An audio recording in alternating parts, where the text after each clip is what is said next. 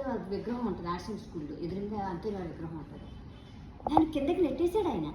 ఎవరు? దేవుడు. దేవుడు నన్ను నెట్టేశాడు, కిందకి పడేశాడు. ఏంటంటే మీరు ఎవరు నన్ను కిందకి నెట్టేశారు, నేను నడవలేదు, నాకు యాక్సిడెంట్ అయింది. నువ్వు ఎందుకు నడవలేవు? నువ్వు నడుస్తావు. నేను నడవరని ఎవరు చెప్పారు నీకు? నువ్వు నడుస్తావు, నేను అంతోని వారు నడిపిస్తారు, నువ్వు లెగుస్తావు చూడు అంటే నేనంతా లెగిసిపోయి నా వెనకేమో ఇద్దరు తెల్లని బట్టలు వేసుకొని ఇద్దరు మగవాళ్ళు ఉన్నారు, నాకు తెలియదు. ఆర్ట్స్ స్కూల్ గ్రౌండ్ మొత్తం తిరిగేస్తున్నానంట నేను. అంత దర్శనం అసలు ఏసై ఎంత క్లారిటీ ఇచ్చాడు నాకు. ఆ రెండో రోజు పొద్దు నుంచి నేను నడుస్తాను అని గట్టిగా పెట్టుకున్నా. లేకపోతే నెల రోజులు కూడా ఇంతే, నేను బెడ్ మీద లేదు. ఆపరేషన్ అయినా వారం రోజులు బెడ్ మీద తిప్పారు. 3 నెలలకి కింద అడుగు వేసాను, 3 నెలలకి చిన్న పిల్లలాగా అడుగు.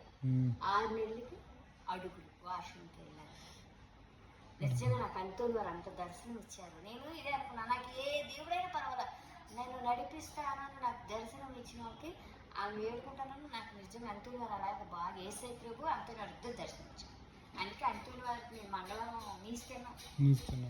అంతోని వారు ఆర్ట్స్ స్కూల్ యేసు ప్రభు అంతోని వారు మీకు తెలియదు. ఇక్కడ నేనే చర్చిలో లేదు. నేను యాక్చువల్గా అంటే ఇంకా ప్రేయర్ చేసుకోవడానికి వెళ్ళిపోతాను డైరెక్ట్గా.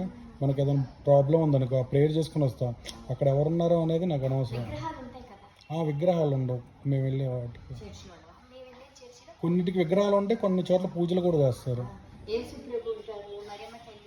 మరి